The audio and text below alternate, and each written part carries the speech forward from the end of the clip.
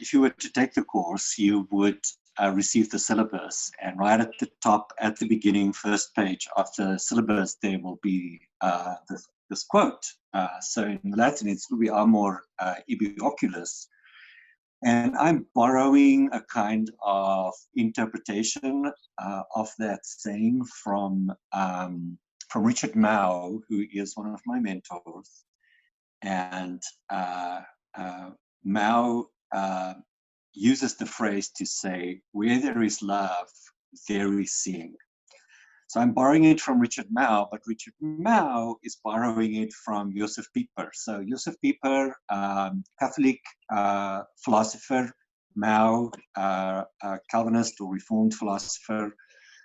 And Mao uses a story from Josef Pieper where he describes an encounter that he had with a group of artists in the studio of a sculptor, talking about how they approach their work as artists. And Pieper tells them a story from the ancient Greek philosopher Anaxagoras, who had a number of almost like catechetical questions and answers. And so famously, Anaxagoras asked, why are you here on earth? And then he offered an answer to that question. And the answer, very simply for Anaxagoras, is to behold. And so Pieper drew on that little catechism of Anaxagoras in his conversation with these artists to say that one of the most important things that we are on earth to do is to behold the world, to see the world for what it really is, and to see it as it really deserves to be seen. And I would say, that to really see the world as it is and as it deserves to be seen is captured in the little slogan that Pieper then shares with these artists. Where there is love, there is seeing. And so I use this at the beginning of the syllabus and at the beginning of the course because Richard Mao shares a kind of an ancestor of the heart with our school, with the Institute for Christian Studies, in this 19th century everything person, theologian, and a whole bunch of other things, Abraham Kuyper. And what we share with Kuyper, what I share with Mao, what we as a school has as one of the inheritances from Kuyper is this insistence that the Christian in Institute for Christian Studies does not only have to do with the church. It does not only have to do with theology. It really has to do with the whole of our lives. And that the Christian starting place is the reality that we are beloved. The Christian starting place is the reality that we are loved by God. And that starting place shapes how we live the whole of our lives subsequently. And one consequence is that starting out from that knowledge of our own belovedness and belovedness of the world by God, one consequence is that the perspective from which we look at the world, as we try and make sense of the world, the perspective from which we look at our own lives and our own journeys, our practice of worldviewing, if you will, starts out from this look of love. So where there is love, there is seeing. And that's what the course starts out with, because it is a course about the practice of worldviewing, how we look at the world in which we live. To tag on to that is a course for everyone. And this is something that you and I have previously talked about. So I conceive of this course as a feast to which I want to invite people, but it's a feast at my kitchen table. It's not a feast at a gourmet restaurant. So This is a course designed by and hosted by an ordinary person, inviting other ordinary people to join me in conversation, but in a conversation about the very biggest questions of life. So, you know, we will draw on some really serious theology, and we will draw on some really serious philosophy, and we will read some excellent contemporary scholarship from the humanities and the social sciences. We'll dabble a little bit in literature, but the subject of the course is not our readings. The subject of the course is our lives. This is a course that is oriented very practically to the practice of making sense of the world as it is, and trying to find our way, you know, in life. So I would say, I mean, what this course wants to do is create a structured space and structured time in which we can really think hard about the biggest questions of our lives, and do so in the company of others. This is significantly also a course, I think, that will equip participants to accompany others as they wrestle with the biggest questions of life.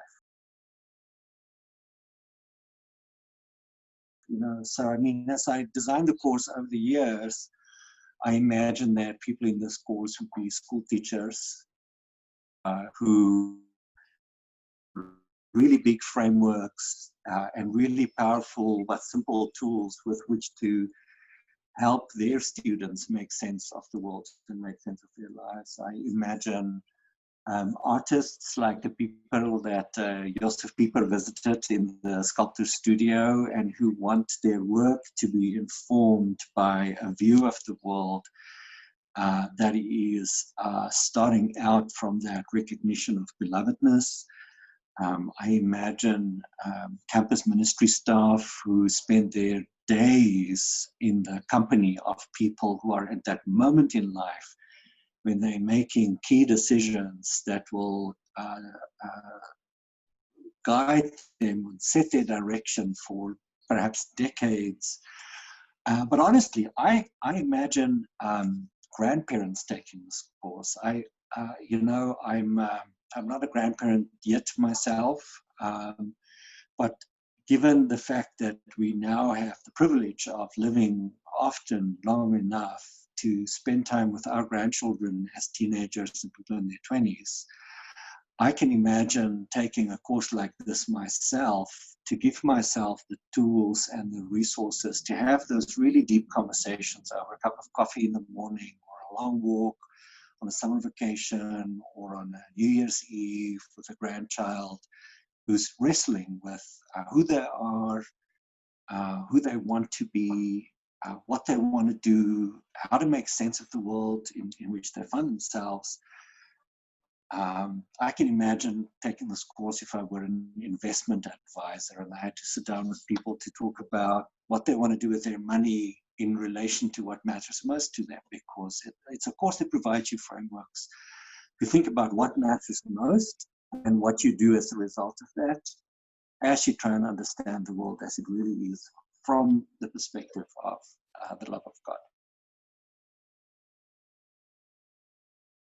So the content in this course is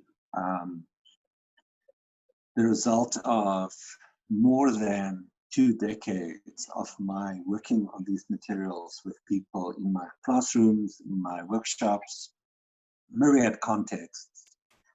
And one of the truly beneficial things that I discover happening in these courses is people engaging one another in appreciative conversations, in caring conversations around the things that matter most to them. Informed by our readings, structured in a particular way so that we have conversations that go somewhere rather than just wander around. But the differences between people in my workshops and in my courses enrich the quality of the conversation, because people come out of their own lives, and because our subject matter is our lives, having these diverse lived experiences speak into our consideration of these two questions really frequently open people's eyes to things that they couldn't see from where they were standing, but having someone else from where they're standing speak into it just illuminates and gives them perspectives in beneficial ways. So, I mean, I'm thinking about a particular workshop where a conversation between a mathematician and an artist and a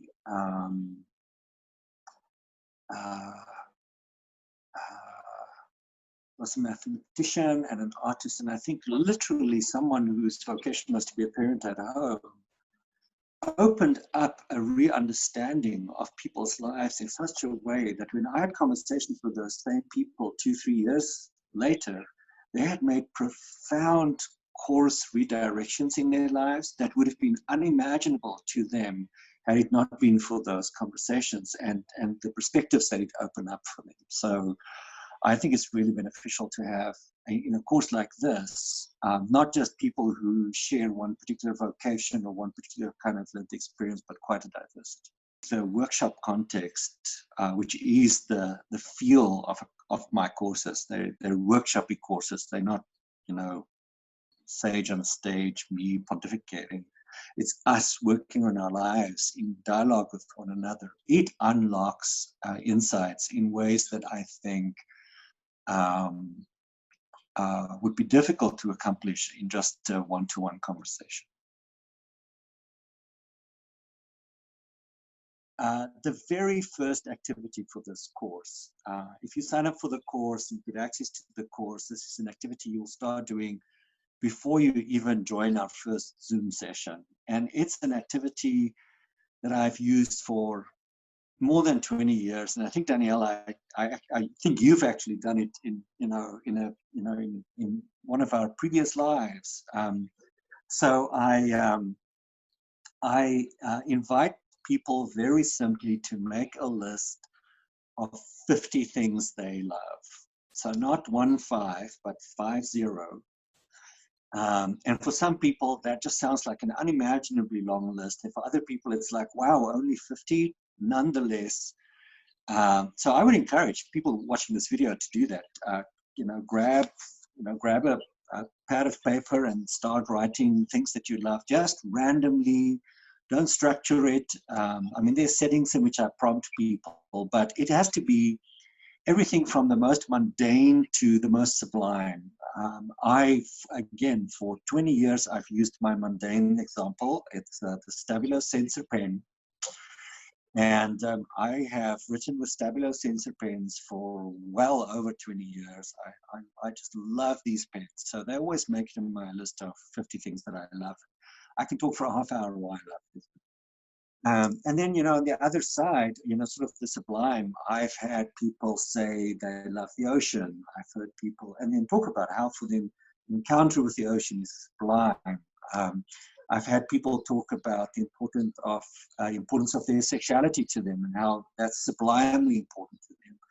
I've heard people talk about their relationship with God, and their love of Jesus and their love of their faith community. And so a list of 50 things from the most mundane to the most sublime is the place where we start. And what that allows for us is it allows us to enter into this course already with the eyes of love.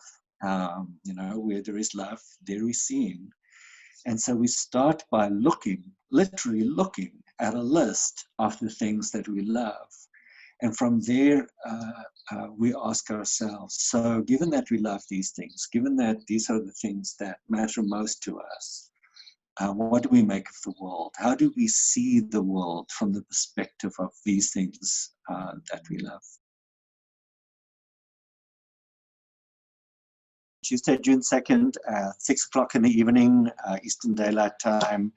But because it's an online course, we use Zoom and we use Google Classroom.